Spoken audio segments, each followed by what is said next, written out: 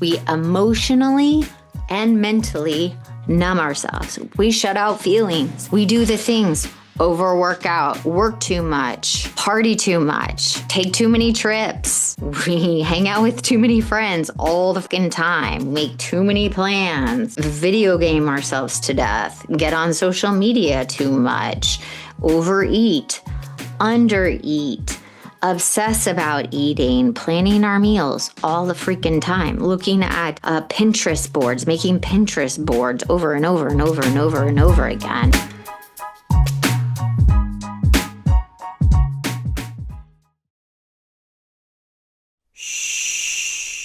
Welcome to the Secret Life Podcast. Tell me your secret. I'll tell you mine.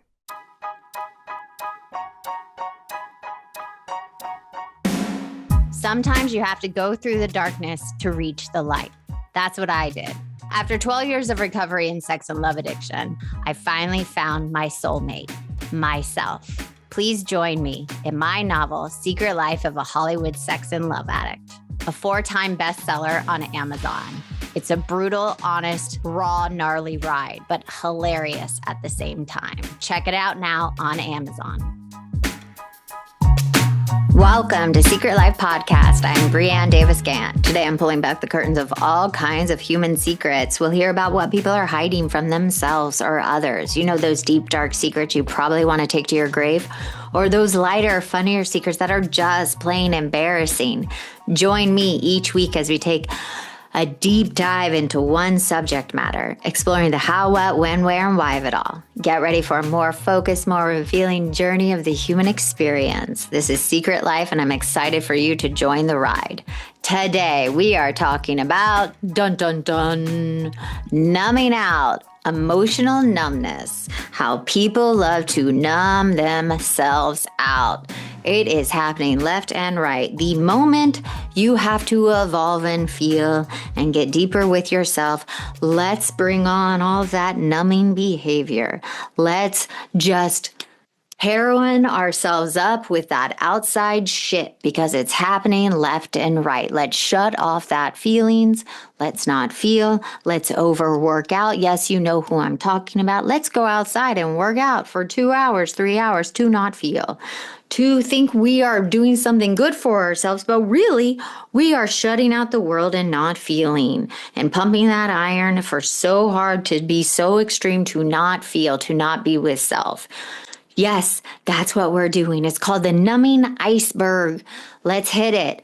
We emotionally and mentally numb ourselves. We shut out feelings. We do the things: overwork out, work too much, party too much, take too many trips. We hang out with too many friends all the fucking time, make too many plans, video game ourselves to death, get on social media too much, overeat, undereat, obsess about eating, planning our meals all the freaking time, looking at Pinterest boards, making Pinterest boards over and over and over and over and over again, doing the shopping cart fill. I have a person that does that. They go on Target and they fill up the shopping cart and then they never buy anything, or they are planning a trip that's all the way at the end of the year, or it's the beginning of the year and their trip's not till September, and they literally obsess about this trip and like airplane tickets and with this and this and this and this about the trip or where they stay, because they don't want to feel a feeling that's coming up because they broke up with their mother that they've been enmeshed with. Yes, you know who I'm talking about because you're listening. Or another one that broke up with her mom is obsessed about an NBA guy that got drafted. Like listening to so many podcasts about theories why he got dropped from NBA, his contract. It's like, oh my God, can you numb out any more from yourself? And it's ridiculous. It's over and over and over and over again. How else do they numb out? Let me see. Obviously drugs. Obviously alcohol, obviously affairs, obviously fantasy in the mind. Another one, worry, future tripping. It's just like out of control, this numbing, and it's the iceberg. And what are the things that they are numbing out? They are avoiding. They're overwhelmed. They're in denial. Loss of interest, fear, distancing, defense mechanisms, detachment, isolation feelings, protection from that emotional pain, that physical pain, that sexual trauma. I mean, it's so much underneath the iceberg of numbness. If you imagine this iceberg floating around, numbness iceberg, and underneath it's all that shit. And it's like that avoidance. And there's signs. There's signs that happen. You start feeling so disconnected from your loved ones. And I was talking to a gentleman, and he started that at such a young age that he even could be carrying on a conversation with somebody. And the words out of his mouth is answering the question, but he'll float in his head and go, am I answering this question right? Am I even should I be answering it different? Should I say it slower? And he'll be analyzing the way he is answering, because that's his survival tactic of actually numbing out from that connection that is happening, because that closeness is making him disconnect, and it's too much. So he's even numbing himself out at that moment, being in his head and worrying about how he's answering the fucking question. Does that make sense? That's emotionally numbing himself, being present in that moment. Discomfort with other people's feelings. So you start emotionally numbing yourself if someone around you is having a feeling. So if you have people around you that are overly emotional, watch yourself. I bet you'll pick up your phone. I bet you'll start doing something else. I bet you'll change the subject. I bet you will pick a fight and go into some rageful thing. Look at where you emotionally numb yourself and turn to some outside substance. You go into fantasy about your brain. Oh, this relationship is too much.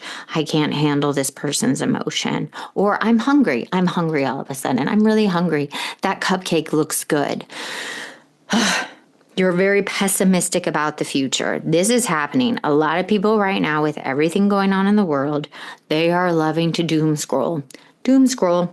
Go on the news, doom scroll, and fear about the future. I get it.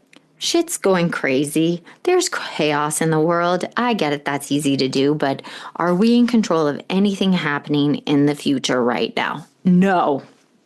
Can you only do what's in front of you? Yes. Can you give money to organizations you care about? Yes. Can you do the best you can today to be the best person? Yes. Can you help those that are in need who you care about? Yes. Those are things you can do. But doom scrolling and future tripping that's a numbing out. So you don't have to be in the present and feeling the fear, the sadness where the world is, and those feelings. You are scared to feel those.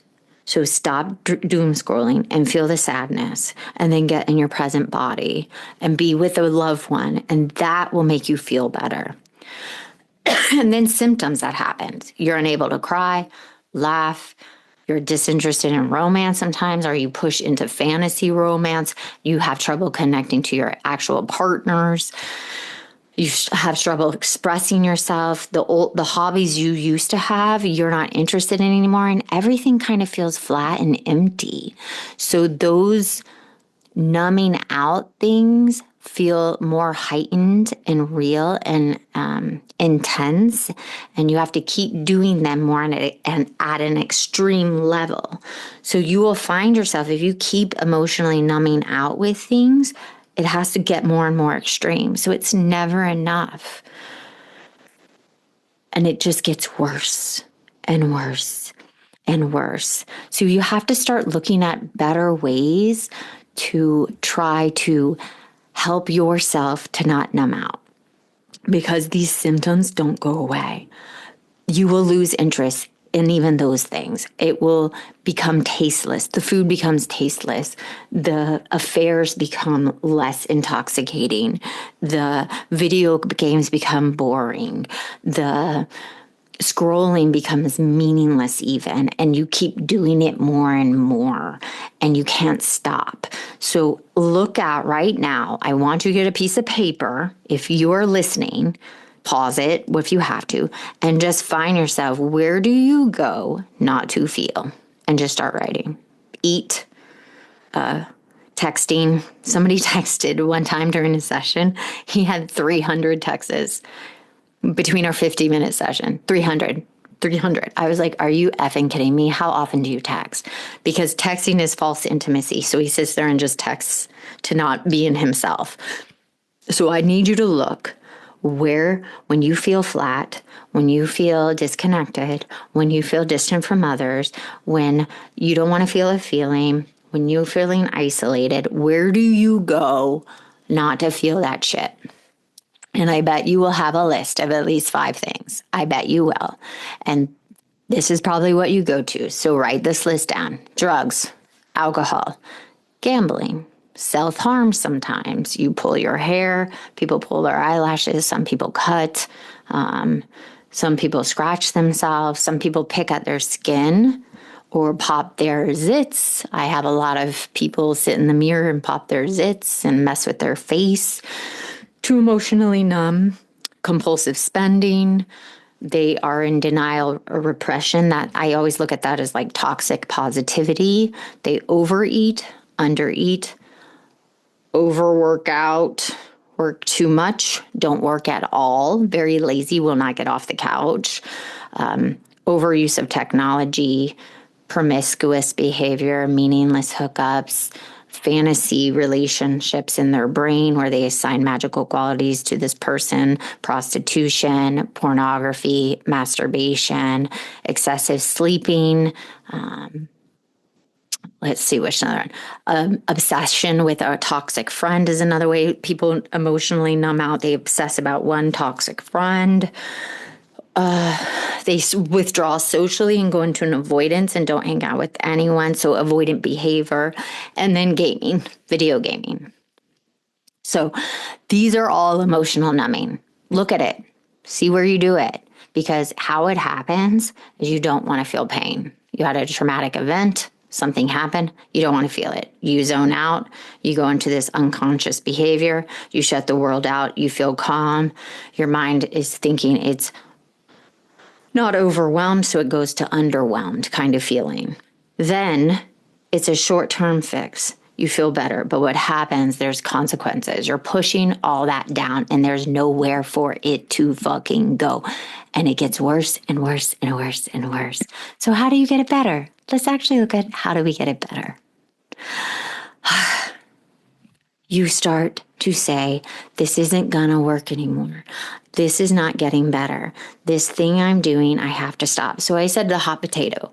So I always say with people with the phone addiction, act like it's a hot potato. So you go, it's a hot potato. That old game, like hot potato, it's hot. So do it with food. Do it with working out. Set a timer and be like, I'm done working out. Like act like whatever you're doing, it's a hot potato. Like it's going to burn your hand. That always helps me because it's ridiculous. And it's like, so if it's a piece of candy, it's like, do I need to eat this? Am I emotionally eating it? Like, so it acts like it's hurting you. So it's something extreme. It's silly. I know, but it actually works.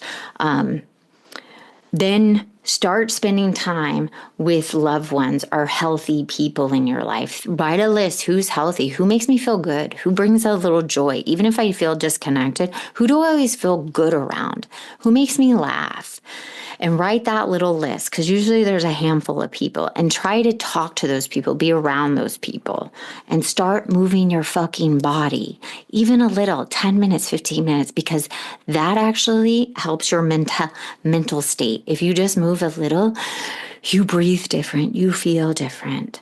Then start practicing mindfulness, like taking care of yourself. What do I need? Using all those mindful tools. You can learn those. They're everywhere. Start minimizing your stress. What is stressful in your life? What is bringing you more stress? What is not helpful to you?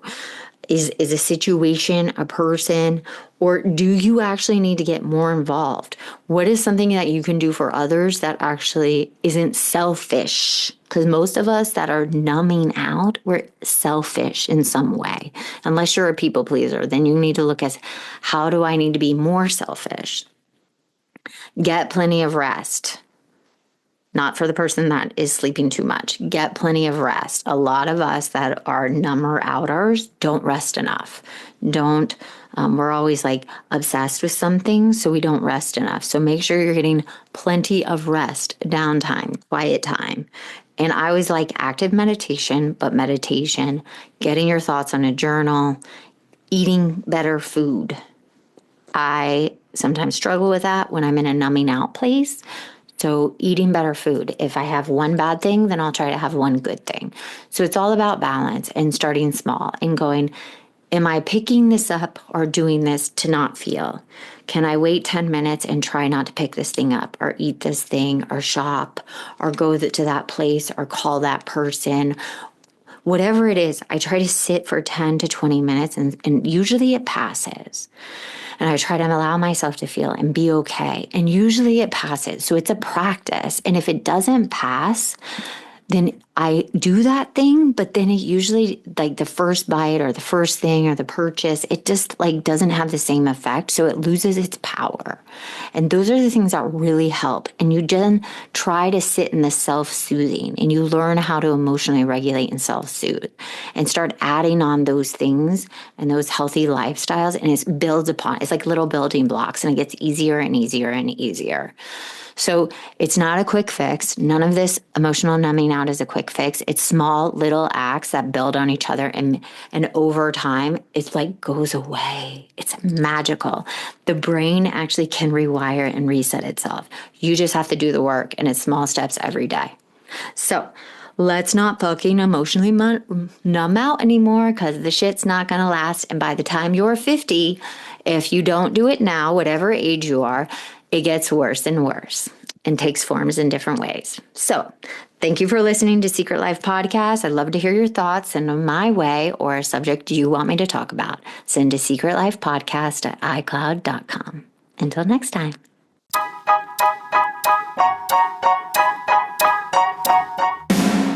Thanks again for listening to the show. Please subscribe, rate, share, or send me a note at secretlifepodcast.com.